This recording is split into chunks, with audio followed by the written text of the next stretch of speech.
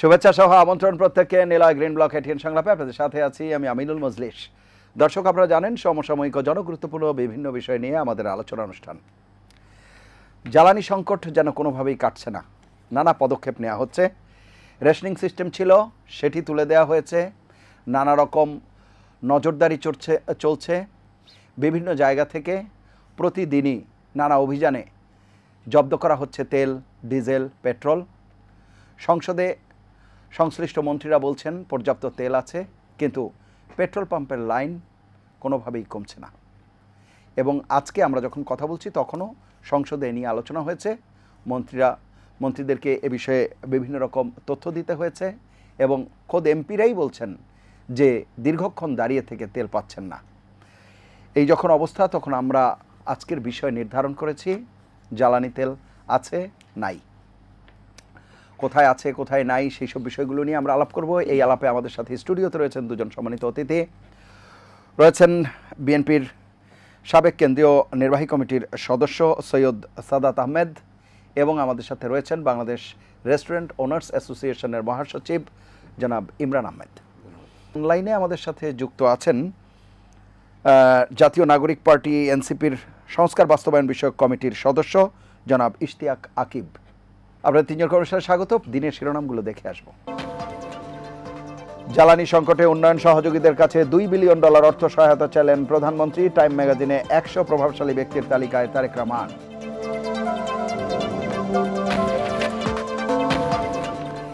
দেশে জ্বালানি তেলের মজুদ আছে আগামী মাস পর্যন্ত। জ্বালানি বিভাগের মুখপাত্র, যুদ্ধ দীর্ঘায়িত হলে বাড়তে পারে দাম, আভাস তথ্য উপদেষ্টার।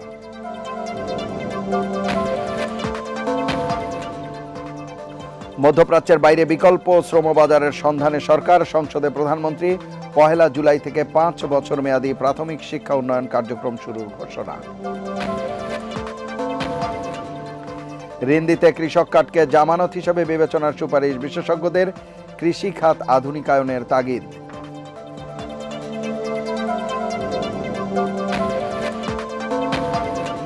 এবং দুদিনের মধ্যে ইরান আমেরিকা ফের বৈঠক, জানালেন ট্রাম্প। দ্বিতীয় দফায় আলোচনার কাঠামো চূড়ান্ত করতে তেহরানে পাকিস্তানের প্রতিনিধি দল। প্রথমেই ইশতিয়াক আকিব, আপনাকে দিয়ে আলোচনা শুরু করছি। আমরা যখন কথা বলছি তখন দেশের সর্বত্রই যে আলোচনা হচ্ছে সেটি হচ্ছে জ্বালানি তেলের সংকটের বিষয়। সংকটটি মূলত বৈশ্বিক সংকট। সরকার এখন পর্যন্ত তেলের দাম বাড়ায়নি, জনজীবনে বিপর্যস্ত হতে পারে এই জন্য, কিন্তু যে তেলের ভোগান্তি সেটি কিন্তু কমছে না। নানা পদক্ষেপ এরই মধ্যে নেওয়া হয়েছে। আপনার কাছে কি মনে হয়, কেন এ ধরনের সমস্যা তৈরি হলো বা এই ভোগান্তিটা কেন হচ্ছে? কেউ কেউ কৃত্রিম সংকটের কথাও বলছে। আপনার মূল্যায়ন শুনবো। এখানে আমাদের সংকটটা আপনি যেটা বললেন এটা হচ্ছে বৈশ্বিক সংকট। এখানে তো আসলে যদি আপনি বলেন এখানে তো দায় নেই সরকারের, কিন্তু যেইখানটাতে আমরা সমস্যাটা বোধ করছি যে সরকারের পক্ষ থেকে সঠিক তথ্যের অভাব, সেটা হচ্ছে আমরা বোধ করছি। আপনি দেখেন যে আম, মানুষ হচ্ছে পেট্রোল পাম্পে দাঁড়িয়ে আছে, তারা তেল পাচ্ছে না। এমনকি নিউজে এমন এসেছে যে অনেকে 24 ঘন্টা দাঁড়িয়ে থেকেও তারা তেল পায়নি। কিন্তু সরকার থেকে কখনোই এই যে সংকটটা, এটাকে স্বীকারই করা হচ্ছে না। তারা বলতেছে কোনো সংকট নাই, যথেষ্ট মজুদ আছে। আহ, এবং তারা হচ্ছে নাম্বার বলতেছে হ্যাঁ আমাদের যথেষ্ট মজুদ আছে, কিন্তু এই যে আস্থার সংকটটা তৈরি হচ্ছে, সংকটটা একটা আস্থার সংকটই বলবো। কারণ মানুষের মাঝে আপনার ভোক্তা পর্যায়ে তারা দেখা যাচ্ছে যে অনেকের মাঝে এই প্রবণতাটা, যেহেতু সংকট তৈরি হতে পারে, তারা আগে থেকে এটা কিনে রাখতে চায়। তো এখানে সরকারি আস্থার সংকটটা আমার মনে হয় সরকার সরকার তৈরি করেছে, এটা হচ্ছে এক। আর দ্বিতীয়ত হচ্ছে যে তেলের দামটা বজায় রাখার ক্ষেত্রে বর্তমানে এখন যে তেলের দাম, এটা নির্ধারণ করা হয়েছে মার্চ মাসের শেষে। এরপরেও কিন্তু আপনার সারা বিশ্বে তেলের দাম ওঠানামা করলেও সরকার কিন্তু হচ্ছে কৃত্রিমভাবে এই দামটাকে একই বজায় রেখেছে। কিন্তু এটা করার জন্য কিন্তু তাদের কোটি কোটি টাকা, হাজার হাজার কোটি টাকা ভর্তুকি দিতে হয়েছে, এবং এই ভর্তুকিটা কিন্তু শেষমেশ আবার সে জনগণের পকেট থেকেই যাবে। এবং আরো একটা সমস্যা যেটা আমি বোধ করি হচ্ছে যে যেহেতু তেলের দামটা কৃত্রিমভাবে এখন কম, এবং নিশ্চয়ই এবং অলরেডি আমাদের জ্বালানি মন্ত্রী বলেছেন যে হয়তো মে মাসেই দামটা আবার বাড়িয়ে দেওয়া হবে। অনেক মজুতদাররা যখন দাম বাড়বে তখন বিক্রি করব এরকম একটা মনোভাব থেকেও তারা তেলের মজুদ রাখছে। অনেক জায়গায় দেখা যাচ্ছে পানির ট্যাঙ্কের ভিতরে বা হচ্ছে গোপন গর্ত করে তারা হচ্ছে তেল জমা করে রাখছে, যখন বেশি দাম হবে তখন বিক্রি করে। তো সব দিক থেকে এখানে যে আপনার একটা বাজারে আস্থার সংকটটা যে তৈরি হয়েছে, আমার মনে হয় সেটাই এই ডিস্ট্রিবিউশনে এবং ডিস্ট্রিবিউশনের ক্ষেত্রে সমস্যাটা তৈরি করছে। জি, আমি আসবো আপনার কাছে আবারও। আমি একটু শুনে আসি। সৈয়দ সাদাত আহমেদ রয়েছেন আমাদের সঙ্গে। সৈয়দ সাদাত আহমেদ, আপনি শুনছিলেন এই যে তেলের সংকট, সরকার কি আসলে তথ্যটা খুব স্বচ্ছভাবে উপস্থাপন করতে পারছে, নাকি আস্থার সংকট তৈরি হচ্ছে? যেটি আকিব বলছিলেন যে জনগণের ভেতর এক ধরনের আস্থার সংকট রয়েছে, প্যানিক বাইং হচ্ছে হয়তোবা। সরকার যখন তথ্যটা দিয়ে দিচ্ছে যে 1 মাসের মধ্যে তেলের দাম বাড়বে বা 1 মাসের মতো মজুদ আছে, এইসব তথ্যগুলো দেওয়া, আমরা তো শেয়ার বাজারের ক্ষেত্রেও জানি যে প্রাইস সেন্সিটিভ তথ্য দিতে হয় না, কিন্তু সব তথ্য সবার জানবার কথা নয়। এই তথ্যগুলো দেওয়ার কারণেও কি এমনটা ঘটছে? আপনার কাছে কি মনে হয়? এই নববর্ষতে আমাদেরকে এখন এরকম একটা ক্রিটিক্যাল মোমেন্ট ফেস করতে হচ্ছে দেশের, যেটা আমরা সবাই এটা ভোগ করছি, আমরা সবাই রিয়েলাইজও করছি। আর জিনিসটা হলো যে আমরা এখন যদি একটা ন্যাশনাল ক্রাইসিস হিসাবে দেখি, আপনি একটা ন্যাশনাল ক্রাইসিস দেখতে পারেন, বাট ইন্টারন্যাশনাল ক্রাইসিসও দেখতে পারেন। বেসিক্যালি আমরা এখন একটা ইন্টারন্যাশনাল ক্রাইসিসের মধ্যে মানে ঢুকে গেছি। এরপরও পার্শ্ববর্তী দেশগুলা, অনেক দেশগুলা দুনিয়াতে আপনার এর মধ্যে পেট্রোলিয়াম প্রাইস বাড়ায়ছে, একবার না একের অধিকবার বাড়ায়ছে। কিন্তু আমাদের বর্তমান সরকার, বর্তমান প্রধানমন্ত্রী, মাননীয় প্রধানমন্ত্রী তারেক রহমান সাহেব যতটুক ভর্তুকি দিতে হবে দিয়ে যাচ্ছে।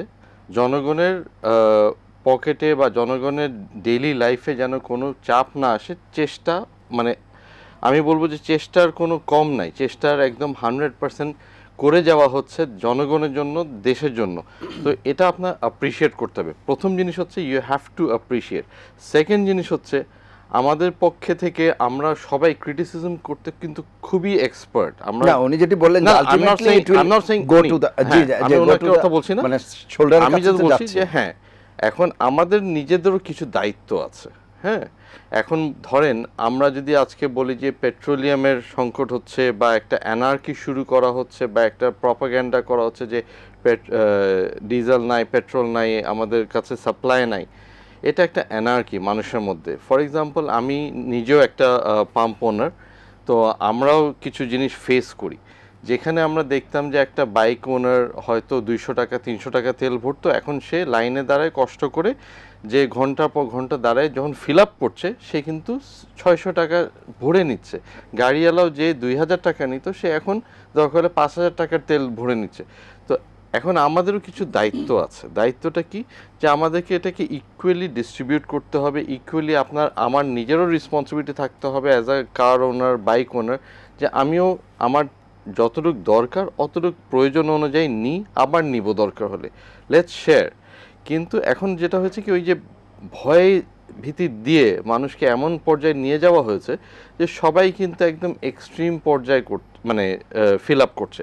তো এখন এটা একটা। আরেকটা হচ্ছে আপনাকে বুঝতে হবে, যখন ইন্টারন্যাশনালি পুরো ওয়ার্ল্ডে একটা চাপ এসছে অয়েল সোর্সিংয়ে, আমরা কিন্তু যথেষ্ট করে যাচ্ছি।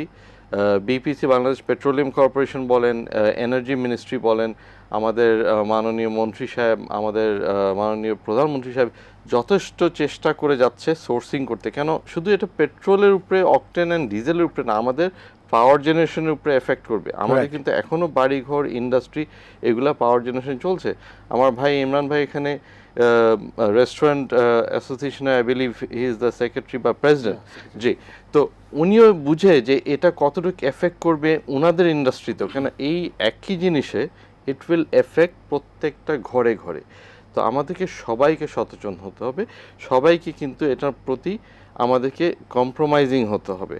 আর if the government is trying to do something good, we must appreciate, we must comply. তো আমার শুধু একটাই অনুরোধ থাকবে যে এখন পর্যন্ত সরকার যেইভাবে প্রাইসটা ধরে রেখেছে, আমি জানি না এটা আমরা কতদিন সাস্টেন করতে পারবো, because internationally oil purchasing price বেড়ে যাচ্ছে। আজকে সকালেও আমরা একটা মিটিংয়ে ছিলাম, যেখানে আমরা শুনছিলাম যে যথেষ্ট প্রেশার দেওয়া হচ্ছে যে প্রাইস বাড়ানোর জন্য। কিন্তু আপনাকে বুঝতে হবে যে বাংলাদেশের সব কিছুর একটা অ্যাসোসিয়েশন থাকে, একটা সিন্ডিকেট থাকে, সব কিছু। তো এত বছর পরে যখন বিএনপি পাওয়ারে এসছে, বিএনপি আসতে না আসতে এত বড় একটা ক্যালামিটি ক্রাইসিস ফেস করছে, এটা ট্যাকেল দিচ্ছে, ইউ মাস্ট আন্ডারস্ট্যান্ড যে দ্য প্রেশারটা হচ্ছে কিন্তু ইমেন্স, ঘাড়ের উপরে চরম একটা প্রেশার আছে। তো আপনি আপনার বুঝতে হবে এই সিন্ডিকেট চাবেই যে এখন লাভ করতে, একটা বেনিফিট নিতে, বাট এই সিন্ডিকেটটাকে সিন্ডিকেট ধরার দায়িত্ব কার?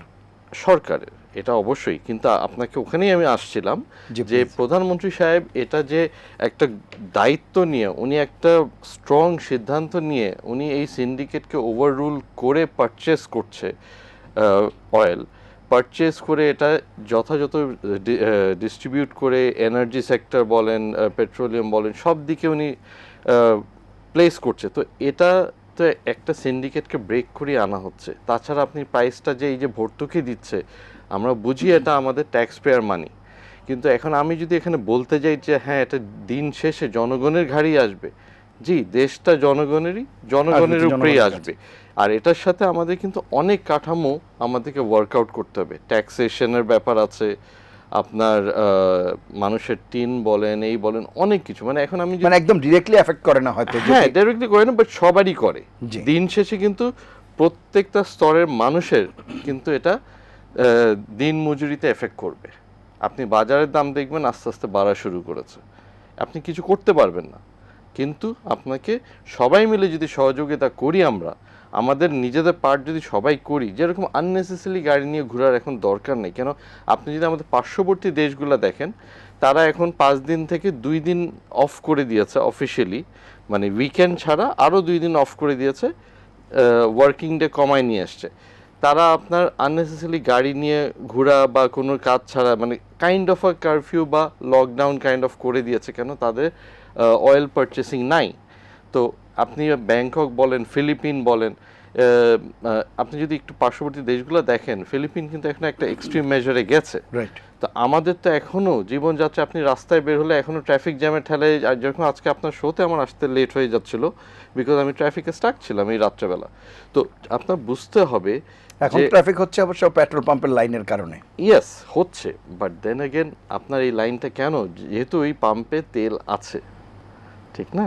তো এটাই বলবো যে এটা আমাদের সবার একটা অ্যালার্টনেস, অ্যাওয়ারনেস অ্যান্ড আমাদের অপচয় থেকে বের হয়ে আসা, আমাদের দায়িত্বটা নিজের ঘাড়েও নিতে হবে, জি। শুধু আরেকজনকে ব্লেম করে লাভ নেই। অসংখ্য ধন্যবাদ। আসবো আপনার কাছে আবারও, শুনে আসি জনাব ইমরান হাসান, শুনছিলেন আপনি তেলের বিষয়ে আসলে দায় কার? আসলে আনফর্চুনেটলি এই গভর্নমেন্টের বয়স মাত্র 2 মাস হলো। ভাগ্য খারাপ বলতে পারেন, সব কিছু বলতে পারেন, যে গ্লোবালি আজকে যেই ক্রাইসিস, সেই ক্রাইসিসে আমরাও আজকে ওই ফাঁদে পড়ে গেছি।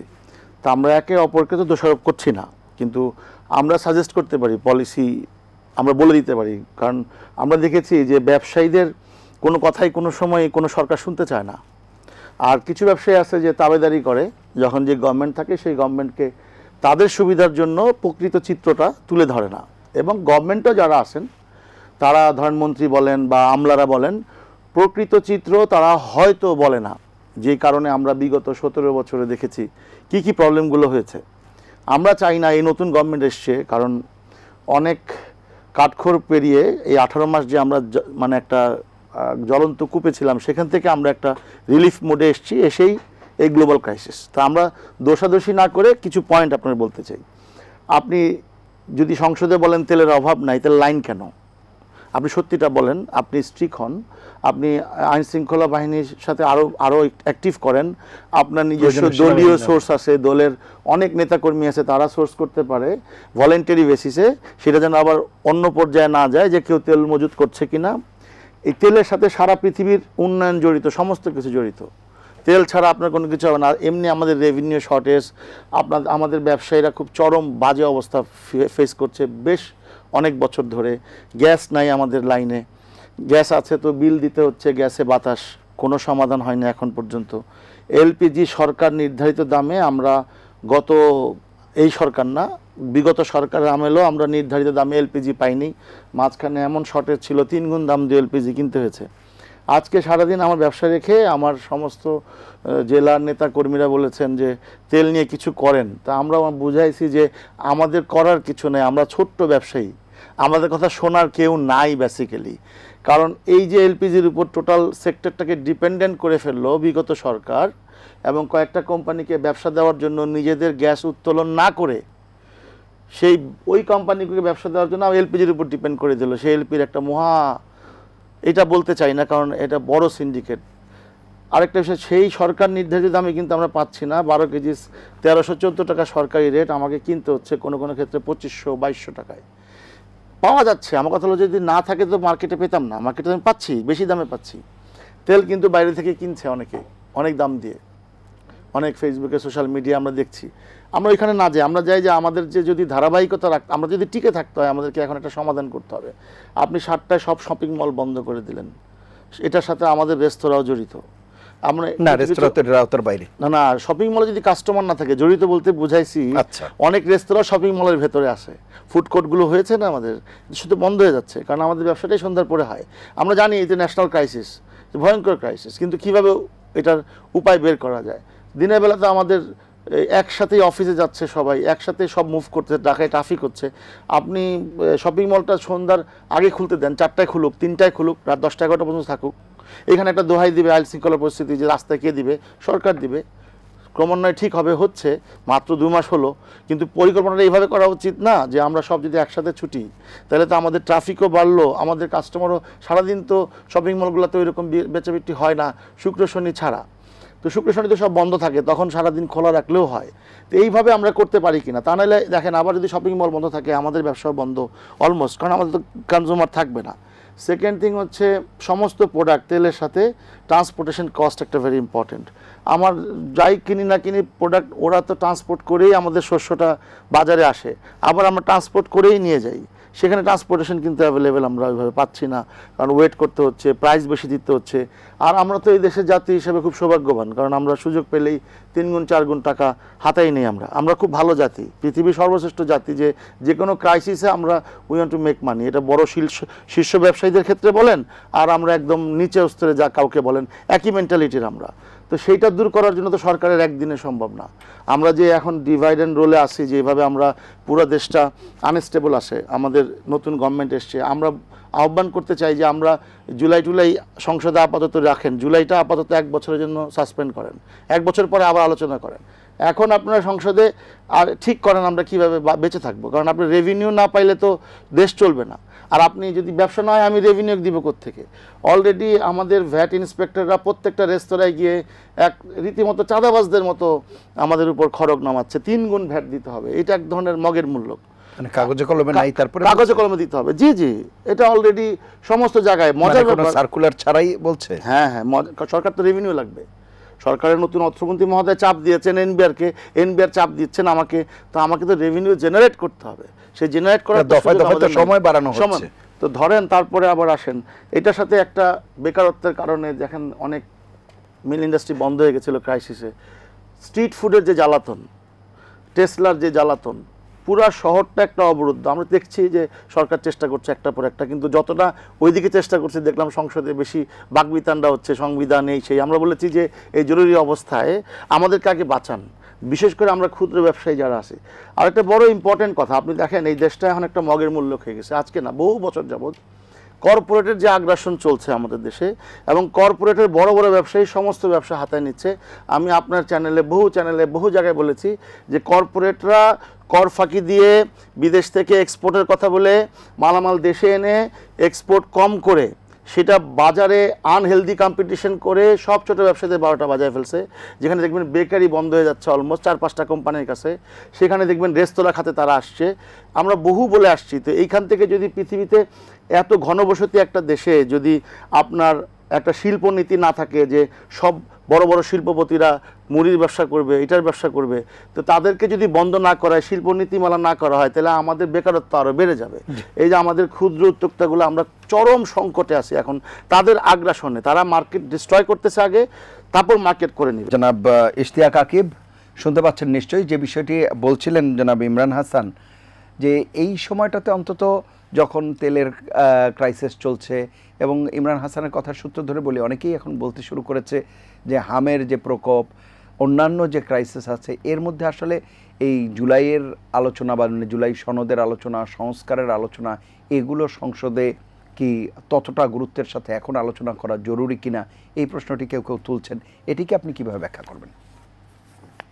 আচ্ছা, এখানে একটা ফান্ডামেন্টাল বিষয় বোঝার আছে। এখানে সরকারের হচ্ছে তিনটা বিভাগ, একটা হচ্ছে বিচার বিভাগ, একটা হচ্ছে আপনার নির্বাহী বিভাগ, এবং একটা হচ্ছে আপনার পার্লামেন্ট, যেটা হচ্ছে আপনার আইন বিভাগ।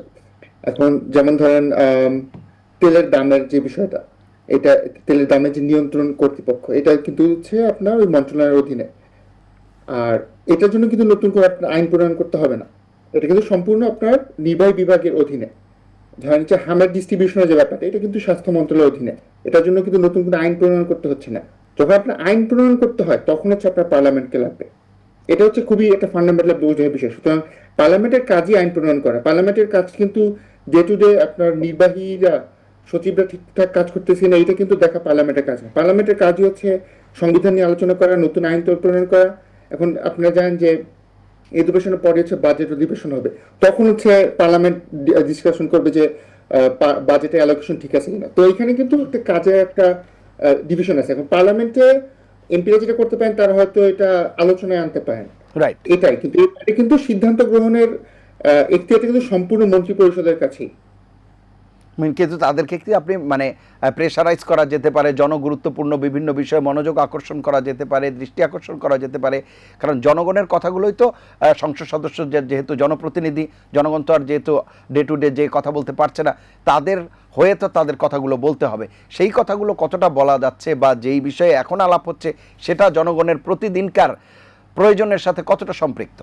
অবশ্যই, যেটা বলছিলাম যে আপনার যেই এখানে বেশিরভাগ বিষয় হচ্ছে আপনার এক্সিকিউটিভের অধীনে, কিন্তু তাও কিন্তু আমাদের এমপিরা তারা কিন্তু যখন সংশ্লিষ্ট মন্ত্রণালয়ের প্রশ্ন উত্তর পর্ব আসে তখন কিন্তু তারা এই প্রশ্নগুলো করে যাচ্ছেন। যেমন জ্বালানি মন্ত্রীকে কয়েকদিন আগে কিন্তু তার সরকার দলীয় এমপিরাই কিন্তু তারা হচ্ছে সংকটের কথাটা বলেছেন, যে এই সংকট আছে কিন্তু সরকার কেন এটা স্বীকার করছে না। আবার স্বাস্থ্য মন্ত্রণালয়ের যখন আলোচনা আসবে তখন হচ্ছে এই আলোচনাগুলো উঠে আসবে। এখন এখানে যেটা হচ্ছে যে পলিটিক্সের মানে একটা হচ্ছে আপনার ডে টু ডে অ্যাক্টিভিটি, আর একটা হচ্ছে কোন জিনিসটা ফোকাস হয়। তো দেখা যাচ্ছে মিডিয়া সাইকেলে ওই সংস্কার বিষয়ক আলোচনাগুলোই বেশি ফোকাস পায়, কিন্তু পার্লামেন্টের কিন্তু প্রতিদিন প্রায় 7-8 ঘন্টার মতো পার্লামেন্ট চলে। একটা সেশন হয়তো থাকে আপনার সংস্কার বিষয়ক আলোচনা, বাকি প্রত্যেকটা সেশন কিন্তু সাধারণত মন্ত্রীদের জবাবদিহিতার বিষয়ে যায়। তো ওই ডে টু ডে অ্যাক্টিভিটি আমার মনে হয় ঠিকঠাকই চলছে, কিন্তু শেষমেশ নিউজ সাইকেলে আসে হচ্ছে এক্সপ্লোসিভ বক্তব্যগুলোই। আচ্ছা আচ্ছা আচ্ছা, কিন্তু বিষয়গুলো এরকম কিনা যেটি সাধারণের মধ্যে পারসেপশনটা যে আপনারা সংস্কার নিয়ে যতটা ভয়েস রেইজ করছেন ততটা জ্বালানি নিয়ে বা হামের প্রকোপ নিয়ে বা অন্যান্য যেসব দৈনন্দিন বিষয় রয়েছে জনগুরুত্বপূর্ণ সেগুলোতে ততটা ভয়েস রেইজ করছে না, বিষয়টা কি এরকম? এখন সংস্কারের বিষয়টা যেটা হচ্ছে যে আপনার এটা হচ্ছে লং টার্মে আমাদের এগুলো হচ্ছে জরুরি। যেমন লং টার্মে যদি আমাদের একটা নিরপেক্ষ অডিটর জেনারেল অফিস না থাকে, লং টার্মে যদি যেমন যেটা হচ্ছে জুলাই সনদের মধ্যে অন্যতম একটা ধারার মধ্যে আছে, আবার যদি লং টার্মে আমাদের একটা স্বাধীন দুর্নীতি দমন কমিশন না থাকে, তখন কিন্তু সরকারের আমলারা যদি ধরেন এই জ্বালানি নিয়ে দুর্নীতি করলো, সেটা কিন্তু সেই দুর্নীতি দমন কমিশন আর সেটা কিন্তু তদন্ত করবে না। তো সংস্কারের বিষয়গুলো, সাংবিধানিক সংস্কার বলেন বা আইনত সংস্কারগুলো বলেন, এগুলো হচ্ছে সেই লং টার্ম জিনিসগুলোকে মাথায় রেখে তৈরি। তো দুইটা জিনিসেরই দরকার আছে। আচ্ছা আচ্ছা, অনেক ধন্যবাদ জনাব ইমরান হাসান। আপনি কি কনভিন্সড এই বিষয়টাতে? না, আমি আসলে আগে দেশে যে ক্রাইসিস চলছে মনে করি এই ক্রাইসিস থেকে ওভারকাম করা উচিত আগে। কারণ সংসদে যখনই দেখি সংস্কার বলতে বলতে যে অবস্থা হয়ে গেছে যে আমাদের কথা করতে কানে যাচ্ছে না। আমরা ছোটোখাটো ব্যবসায়ীরা রাস্তায় বসার উপক্রম। লাস্ট 18 মাসে যা হয়েছে কল্পনাতীত, আমাদের বহু ব্যবসা বন্ধ হয়ে গেছে। আমি যেটা বলতে চাই যে এই যে কর্মঘণ্টা নষ্ট হচ্ছে তেলের লাইনে, তেলের দাম সমস্যা আমাদের দেশে অনেকগুলো। ওই যে বললাম যে তেলের দাম যদি বাড়ায় দেন সব কালকে বেড়ে যাবে, আবার কালকে যদি তেলের দাম কমে যায় কমিয়ে দেন সেই প্রাইস আর কমে না। সমস্যা হচ্ছে এইটা। আমার মনে হয় যদি তেলের দাম বাড়িয়েও দিয়ে যদি তেল আমরা পেতাম তাহলে কর্মঘণ্টা নষ্ট হতো না এবং আমরা কিন্তু স্বাভাবিক জীবনযাত্রা করতে পারতাম। কিন্তু আমার মনে হয় তেলের অনেক সোর্সিং সরকারে করা উচিত, কারণ বিভিন্ন পলিটিক্যালি অনেক বক্তব্য আমরা দেখতে পাই। কিন্তু এখন তো অনেকে বলছে যে যদি গভর্নমেন্ট তেলের দাম বাড়াতে যায় তাহলে এরই মধ্যে যারা মজুত করেছে তাদেরকে সুযোগ দেওয়া হবে। দেখেন না, এটা তেলের যখন ক্রাইসিস হবে হয় কমাতে হবে নাহলে বাড়াতে হবে, এটা সূত্র শুনেছি ইকোনমিক্সের। আমরা তো ছোট ব্যবসায়ী, যে কোনো জিনিসে যখন ক্রাইসিস থাকে হয় দাম কমায় দিবেন নাহলে বাড়ায় দিবেন। আপনি এইভাবে থাকলে তো আশায় থাকে লোকজন কি করবে, তো বাড়িয়ে দিলেও তো বাড়িয়ে দিলেও তো সেই মানে তেলটা একটা বেরিয়ে যাবে। suffocating situation থেকে সমস্যা বের বের হয়ে করবে। আসবে। কিন্তু সমস্যা ওইখানে আপনি বাড়ানোর সাথে সাথে দেখবেন ট্রান্সপোর্টেশন কস্ট সব কস্ট যে বেড়ে যাবে, যখন ইন্টারন্যাশনাল প্রাইস কমে যাবে, তেল অ্যাডজাস্ট করতে যাবেন, তেল দাম কমাবেন, তখন কিন্তু কিন্তু অন্য আর জিনিসের সবাই দামগুলো আর কমবে না। তো সমস্যা এখানে সরকার এই বিপাকে আছে সম্ভবত, আমরা যেটা বুঝতে পারছি। কিন্তু আমরা মনে করি এখন যদি সরকার যদি নিজেকে যদি স্ট্যাবল করতে চায়, যে পরিস্থিতিতে এখন সরকার আছে, এটা দৈবক্রমে সরকার পেয়েছে, যে ইন্টারন্যাশনাল যে ক্রাইসিস, যদি আমাদের সমস্ত ব্যবসায়ীদেরকে বাঁচাইতে চায়, তাহলে সরকার উচিত হচ্ছে তেলের প্রবাহ যেভাবে হোক ঠিক করা। দাম বেশি দিয়ে হলো সাবসিডি যদি একদিক দিয়ে দেয়ও, তাহলে আপনি গ্রোথ পাবেন, কিছুটা আপনি বাঁচতে পারবেন, আপনি রেভিনিউ পাবেন। ওই দিক দিয়ে আবার যদি আপনি গ্রোথও করলেন না, রেভিনিউ পাইলেন না, তাহলে তো আরও 12টা বেজে গেল। তো সেই অর্থে আপনাকে বলছি যে সরকার যে যদি আরও 2-1 দিন যদি অফিস কমিয়ে আনা যায়, অনলাইন অফিস, অনেক অনেক ভালো সিদ্ধান্ত নিয়েছে সরকার, যে আননেসারি ওয়ার্কশপ টার্কশপ, তেল বাইরে কোথাও যাইতে হবে সেই ধরনের মিটিং ক্যান্সেল করতে বলেছে, সবাইকে বলেছে অনলাইনে মিটিং করার জন্য। কোভিডে তো আমরা চালিয়েছি, কোভিডে তো অনলাইন ছিল। তো আমাদের ক্ষেত্রে এখানে আরও কিছু কীভাবে সরকারি ব্যয় কমানো যায়, বেসরকারি ব্যয় কমানো যায়, সরকারকে আরও বেশি প্রচার প্রচারণা করা দরকার। আমি যে বিষয়টা আপনার কাছে আসতে চাচ্ছিলাম আমাদের বিষয়গুলো নিয়ে, যেমন এফবিসিসিআই, এখন এই মুহূর্তে এফবিসিসিআই এর একজন লিডার খুব দরকার ছিল সরকারের সাথে সরাসরি কাজ করার জন্য। যখনই আমরা দেখেছি লাস্ট 50 ইয়ার্সের স্বাধীনতার পরপরই এফবিসিসিআইটা যেই সরকার ক্ষমতা আসে তাদের আজ্ঞাবহ লোকজন সেখানে তাদের কিছু বুঝেন সুবিধা নেওয়ার জন্য তারা ওই পদটাকে সরকারি সহযোগিতায় দখল করে, সেই মতাদর্শের লোকজন।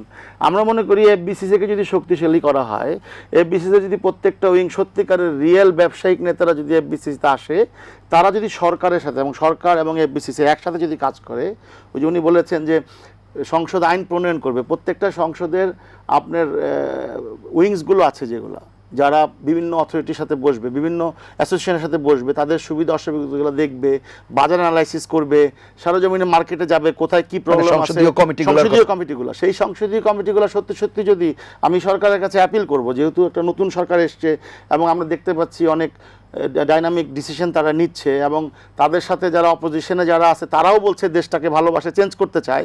তো চেঞ্জ করতে গেলে আমি মনে করি ব্যবসার প্রথম চাবিকাঠি হচ্ছে ব্যবসায়ীদের, মানে দেশের প্রথম চালিকা শক্তি হচ্ছে ব্যবসায়ীরা, ক্ষুদ্র ব্যবসায়ী বলেন আর বড় ব্যবসায়ী বলেন, প্রাইভেট সেক্টর। সেই প্রাইভেট সেক্টরের সাথে কখনোই সব সময় বিমাতা সুলভ আচরণ।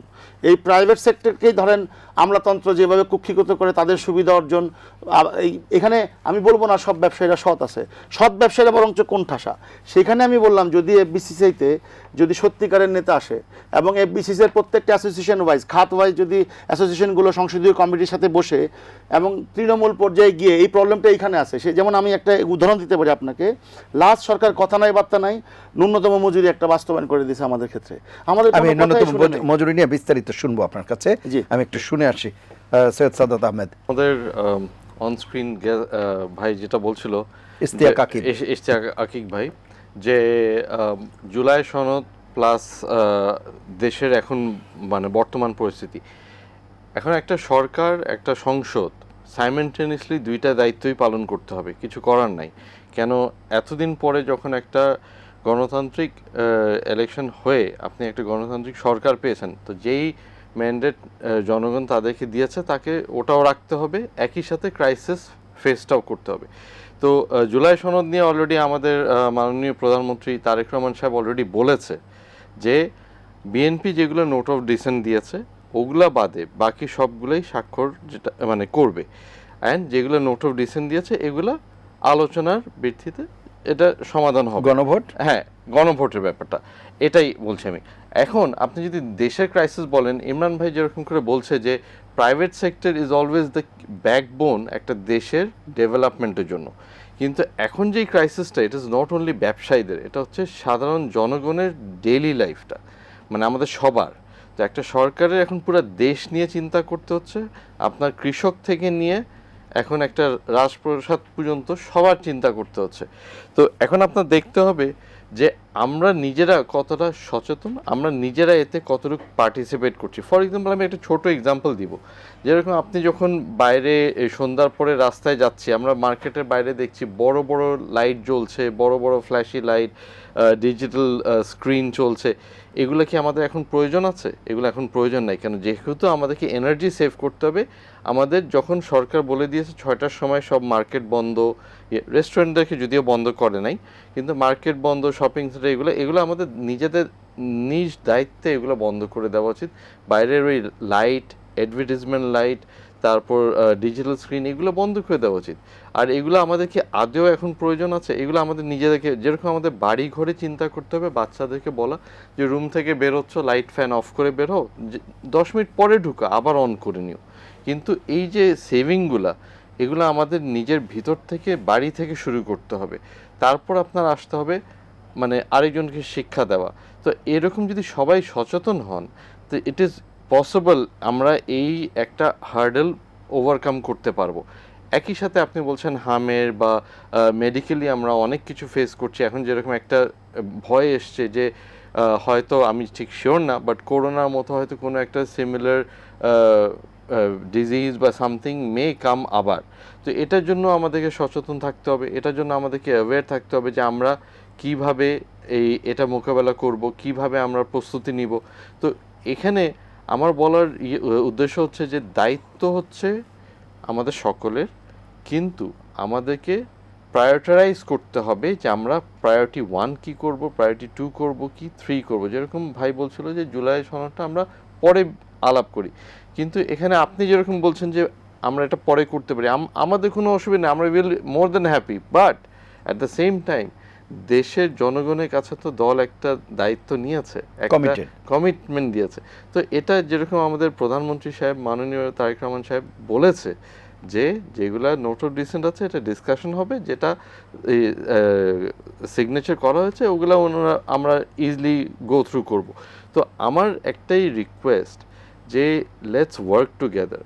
আমাদেরকে এখন we have to stand shoulder two shoulder.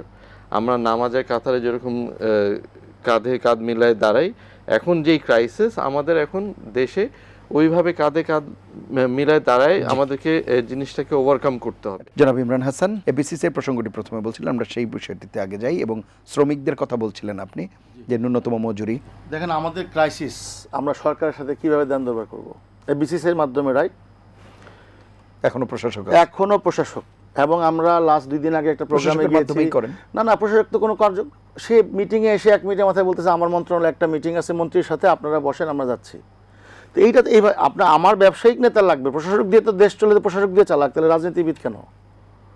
আপনি এফবিসি ডোন্ট সে নো টাইমিং। 1-2 বছর হয়ে গেছে, 2 বছর হয়ে গেছে একটা এফবিসি থেকে ছোট জগন্নাথ বানায় রাখছেন আপনি। তো এইটা তো চলতে পারে না। আমি কার সঙ্গে দিন দরবার করব? ভয়ঙ্কর অবস্থা, এটা কেউ কথা বলছে না। এখানে জরুরি একটা ইলেকশন হওয়া দরকার, এবং সত্যিকারের নেতা আসুক, সরকারের কেউ আজ্ঞাবহ না। আপনারা বাণিজ্য মন্ত্রণালয় বলেন, আমরা কে কার, আমরা ছোট ব্যবসায়ী, আমাদের কথা শুনবে। সরকার তো একই প্যাটার্নে হয়ে গেছে, যে আসবে কিছু মুষ্টিমেয় লোক সরকারকে ঘিরে ধরবে। সাধারণ ব্যবসায়ীরা তারা চায় না, তারা তাদের নেতৃত্ব হয়তো চায়, তাদের মন মতো হচ্ছে না দেখে তো আসছে না, হয়তো দলীয় তাদের মতো করে চাচ্ছে, হয়তো প্যাটার্নটা তো একই রকম, শুনতে খারাপ লাগবে হয়তো।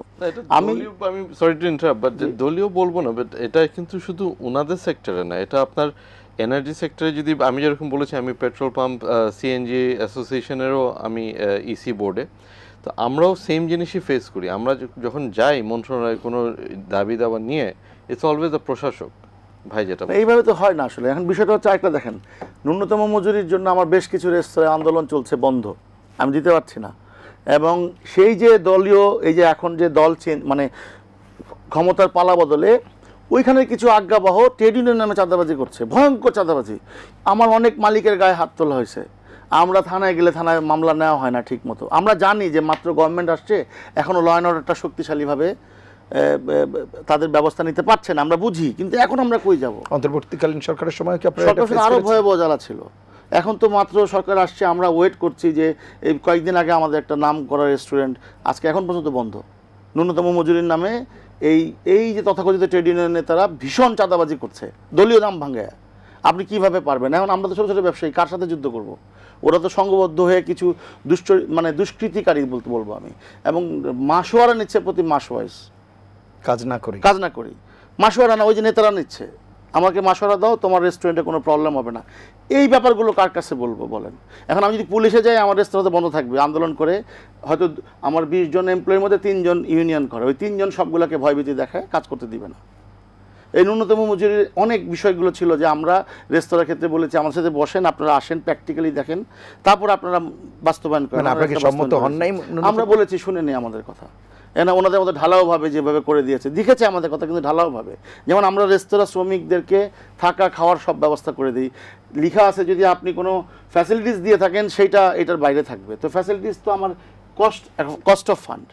এর মধ্যে আছে ধরেন বড় বড়, বললাম না, কর্পোরেটরা যা আগ্রাসন শুরু করেছে, মার্কেট আমরা তৈরি করেছি, তারা আমাদেরকে প্রপাগান্ডা করে। এর মধ্যে আমাদের সেক্টরে তো বলেছি যে বিভিন্ন অর্গানাইজেশন বিভিন্নভাবে ভ্যাট বলেন, ট্যাক্স বলেন, এই ভোক্তা অধিকার বলেন, নানানভাবে। অথচ আমি যদি নিয়ম মেনে ব্যবসা করি সমস্ত প্রতিবন্ধকতা আমার, আর আমি যদি নিয়মের বাইরে ব্যবসা করি আমার কোনো সমস্যা নেই, I can do anything what ever I want.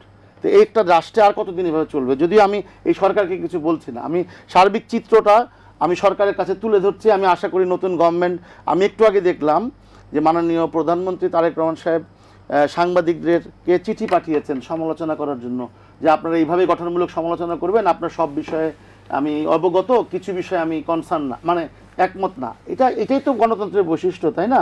যদি সত্যি এই মেন্টালিটির হয়ে থাকে এখন এই নতুন সরকার, সেই নতুন সরকার যদি আমাদের কথাগুলো ওনার মাধ্যমে যদি ওনার কাছে পর্যন্ত যদি পৌঁছায় যে আমরা কি যন্ত্রণায় আছি, আমাদের সেক্টরে 30 লক্ষ শ্রমিক, আমাদের 2 কোটি লোক প্রত্যক্ষ পরোক্ষভাবে আমরা এই সেক্টরে জড়িত, এই সেক্টর নিয়ে আমরা বহুবার চেঁচামেচি করছি, বহু কথা বলছি, শোনার মতো কারোর সময় হয় নাই।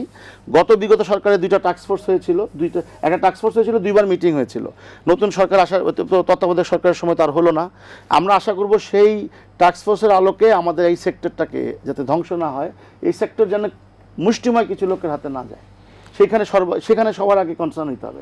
এবং এই সরকারের কাছে একটা বড় সৈয়দ সাদাত আহমেদের কাছে, সৈয়দ সাদাত আহমেদ, একটি বিষয় কি আপনার কাছে খুব অ্যালার্মিং মনে হয় কিনা, যেটি বলছিল যে কিছু মানুষের কাছে কক্ষিগত হয়ে যাওয়া, এই বিষয়টি কি যদি আমরা, যেমন বলছে যে কয়েকটি কোম্পানির কাছে যে কোনো একটি পণ্য যখন আপনি জিম্মি হয়ে যাবেন তখন তো সাপ্লাই চেনের সমস্যা হবে, এবং সবার কি সব ব্যবসা করবার দরকার আছে কিনা সেটিও প্রশ্ন এসেছে।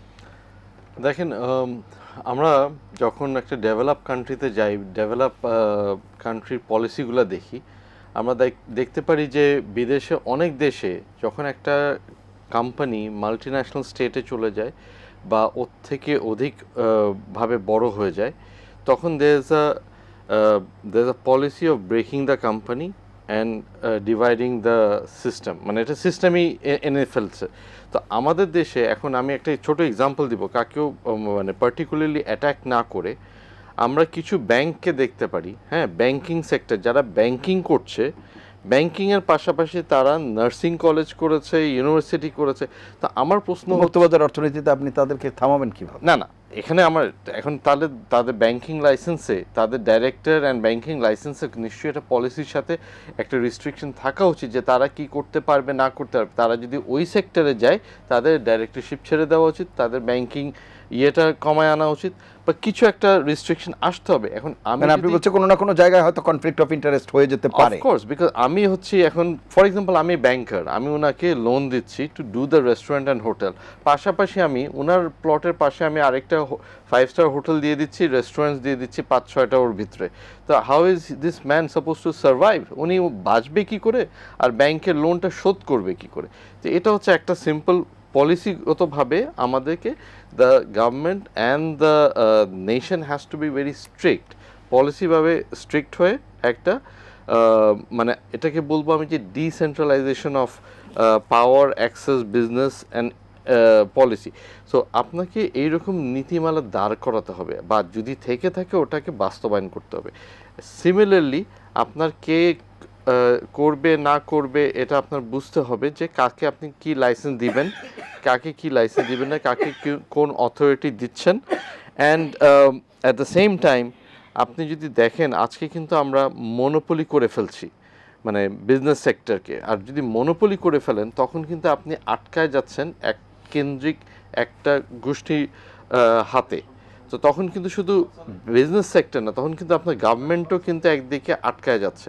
সো ইট ইজ, আর যেটা আপনি একটু আগে বললেন যে ভাই বলেছে যে আমাদের মাননীয় প্রধানমন্ত্রী রিপোর্টারদেরকে চিঠি দিয়েছে যে আপনারা মানে কনস্ট্রাকটিভ ডেভেলপিং ক্রিটিসিজম করেন, so that people get encourage, আর আমরা যেন এটার থেকে ভালো ফল বের করতে পারি। তো এটা ভেরি গুড সাইন যেটা উনি বলেছে। তো এটাতে হচ্ছে কি, এটা বোঝাচ্ছে যে প্রধানমন্ত্রীর আশেপাশে ওনাকে যেই বাতাস দেওয়া হচ্ছে, যেই কথা শোনানো হচ্ছে, এর বাইরেও উনি শুনতে যাচ্ছে, উনি সাধারণ জনগণ মানুষের পেইনটা কথাটা শুনতে যাচ্ছে। তো এটা তাহলে আমি বলবো, এটা এক সাইড থেকে যখন আপনি গ্রিন সিগন্যাল পাচ্ছেন, ইট ইজ ইয়োর ডিউটি যে আপনি যান, আপনি যে প্রেস রিলিজ দেন, প্রেস কনফারেন্স করেন, আপনার অ্যাসোসিয়েশনকে সামনে আনেন, you need to be vocal out. আপনি যেরকম আজকে এই মিডিয়ার মাধ্যমে বলছেন যে আপনি প্রশাসনের আগেনস্টে, আপনি প্রপার ইলেকশন চান, এফবিসিসিআইয়ের প্রপার লিডার চান, যে বিজনেস সেক্টর, যেরকম আমারও সেম পেইন আছে, বাট দেন অ্যাগেন আমি দলও করি, আমাকে এই সাইডটাও বুঝতে হচ্ছে, আমাকে আবার আরেক সাইড দেখতে হচ্ছে যে আমরা কিভাবে পলিসি মেকিংটাকে বাস্তবায়ন করব। জি, আমি আসবো, আমি একটু শুনে আসি। ইস্তিক আকিব আছেন আমাদের সঙ্গে।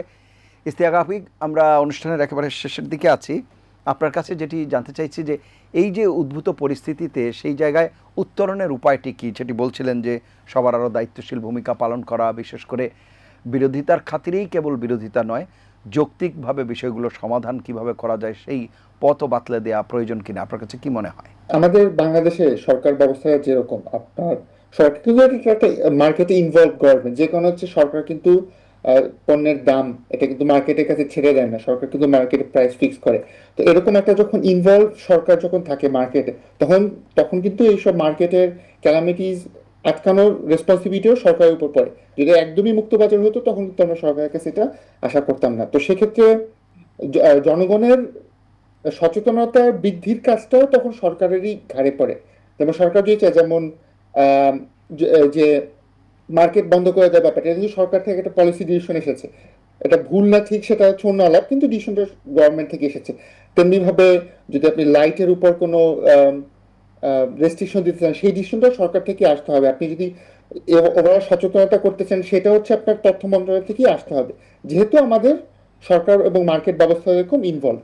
এটা হচ্ছে এক। আর দ্বিতীয় হচ্ছে ওই যেটা আমি আগেও একবার বললাম, আপনার নির্বাহী বিভাগ এবং আইনসভা দুটো কাজ যেহেতু আলাদা, তো এই পলিসিগত বিষয়গুলোর ক্ষেত্রে আমাদের হচ্ছে নির্বাহী বিভাগকেই প্রশ্ন করার দরকার আছে। এবং বিশেষ করে ট্যাক্সের ব্যাপারটা যদি একটু বলি, আপনারা হয়তো শুনেছেন যে সরকার কিন্তু আগামী বছরের বাজেট প্রায় 1 লাফে প্রায় 17% বাড়াতে চাচ্ছে, কিন্তু এবং 17%-এর মতো ইনক্রিজ কিন্তু গত 10 বছরে কখনো হয়নি। আচ্ছা, তো এবং আমাদের বাজেটের একটা বড় অংশ আসে কিন্তু ঋণ থেকে, এবং যেটুকু হচ্ছে ট্যাক্স থেকে আসে তারও প্রায় অর্ধেকটা আসে হচ্ছে ভ্যাট থেকে। তার মানে আমরা যদি এখন আরো 15% বাড়াই, এই টাকাটা কে দিবে? অলরেডি সরকারকে কিন্তু এই অর্থ বছরের মধ্যে আইএমএফ এর কাছে যেতে হচ্ছে। তো এই প্রশ্নগুলো কিন্তু সামনে আরো আসবে। তো আমরা সংসদে এবং সংসদের বাইরেও কিন্তু এই প্রশ্নগুলো করতে থাকবো যে এই এই এই যে এই যে 17% অতিরিক্ত খরচের ভার, এটা কে নিবে? জি। এইগুলো ইস্তিয়াক আকিব, এইগুলো কিন্তু আরেকটি বিরোধী বিষয় কি দল আপনি তো খুব বিরোধী সংক্ষেপে দল- বলবেন কিনা ইস্তিয়াক আকিব, যেটি আপনি বলছিলেন যে সরকারের দায়িত্ব মুক্তবাজার অর্থনীতি হলেও তারপরেও প্রতিটি বিষয়ে সরকারকে পদক্ষেপ নিতে হবে।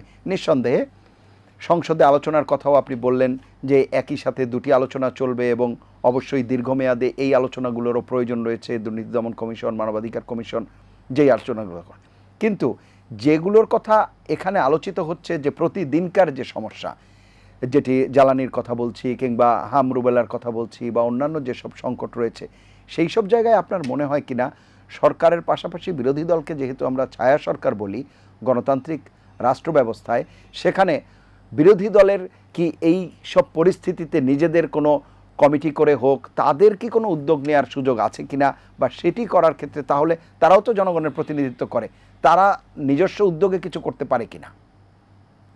অবশ্যই আমরা আমাদের বিরোধী জোট কিন্তু অলরেডি বলেছে যে তারা একটা ছায়া সরকারের মতন গঠন করবে, যেখানে প্রত্যেকটা মন্ত্রণালয়ের দায়িত্বে একজন নেতা থাকবেন, যিনি হচ্ছে তাদের পলিসিগুলো দিবেন। এইটা হচ্ছে আছে, এবং অলরেডি আমরা এনসিপি থেকে আমরা কিন্তু বাজেটের ব্যাপারে কাজ করা শুরু করেছি, যে আমাদের না, সামনে যে আমি বাজেট আরেকটু আসছে। সহজ করে দেই আপনাকে। ধরুন আজকে যদি বন্যা, ঝড়, জলোচ্ছ্বাস হয়, সেই সব জায়গাতে তো সরকারের পাশাপাশি বিরোধী দল বসে থাকবে না, তারাও তখন ত্রাণ নিয়ে, সাহায্য নিয়ে এগিয়ে যাবে। কিন্তু এই জ্বালানির ক্ষেত্রে তারা কি কি করছে বা কি ধরনের, সেরকম কোনো উদ্যোগ তো আমরা দেখলাম না। মানে সেটি করবার কি কোনো পরিকল্পনা আছে বা সুযোগ জ্বালানির আছে? ক্ষেত্রে মানে এখানে সমস্যা যেটা হচ্ছে, জ্বালানিটা এত বড় একটা ব্রডার পলিসি, এখানে কিন্তু বিরোধী দল হচ্ছে পলিসি সাজেশনই দিতে পারে। যেমন একটা কথা হচ্ছে যেটা আমরা আজকে তুললাম, যে এভাবে ভর্তুকি দিয়ে ভর্তুকি দিয়ে হচ্ছে দামটাকে কৃত্রিমভাবে কমিয়ে রাখা, এটা আসলে লং টার্মে কতটুকু সাস্টেনেবল এবং এটা শেষ পেশ এটা খরচটা কে পোষাবে, এটা কিন্তু একটা প্রশ্নের ব্যাপার আছে। কিন্তু এক্ষেত্রে আমরা আসলে যেটা চাই যে আমরা এই সমস্যাটা তো আসলে বিএনপির করা না, এটা তো জি। এটা তো একটা গ্লোবাল সমস্যা। বৈশ্বিক কিন্তু আমরা সমস্যা। চাই যে জি। সরকার এটা ট্রান্সপারেন্ট হোক, সংকটটা যে আছে এটা স্বীকার করা হোক, এরপরে হচ্ছে পার্লামেন্টে বা পার্লামেন্টের বাইরে হোক, তার এক্সপার্টদের সাথে বিরোধী দলের সাথে তারা আলোচনায় যাক, তারা যদি একটা জাতীয় অসংখ্য ধন্যবাদ। আহ, সময়ের নীতি স্বল্পতার করতে জন্য চায় আর এগিয়ে সবার নিতে সাথে পারছি মিলে। না। আমার মনে হয় যদি বিরোধী দলের পক্ষ থেকে কোনো ক্যাম্পেইন হতো বা কোনো জনসচেতনতামূলক বিভিন্ন কার্যক্রম নেওয়া হতো, তাহলেও মানুষ হয়তো সেই এক্সাম্পলারি বিষয়গুলো দেখতো, এরকমও হতে পারতো কিনা ভবিষ্যতে সে নিয়ে আলোচনা হতে পারে। ইমরান হাসান, শেষ করব আমরা, কিছু যুক্ত করেন যদি। দেখুন, আমরা আশা করি, একটু আগে একটা নিউজ দেখেছিলাম যে হরমুজ খুলে যাচ্ছে, হয়তো আমরা দোয়া করতে পারি যে যদি খুলে যায় স্বাভাবিক পরিস্থিতি আসুক। আমাদের দেশ চরম সংকটে আছে, আমরা সারা পৃথিবীর মানুষ সংকটে আছে, তা আমরা আশা করি এখান থেকে ওভারকাম করি, দোয়া করি সবাই। আর আমরা চাই ঐক্যবদ্ধ বাংলাদেশি জাতি, বাঙালি জাতি ঐক্যবদ্ধ।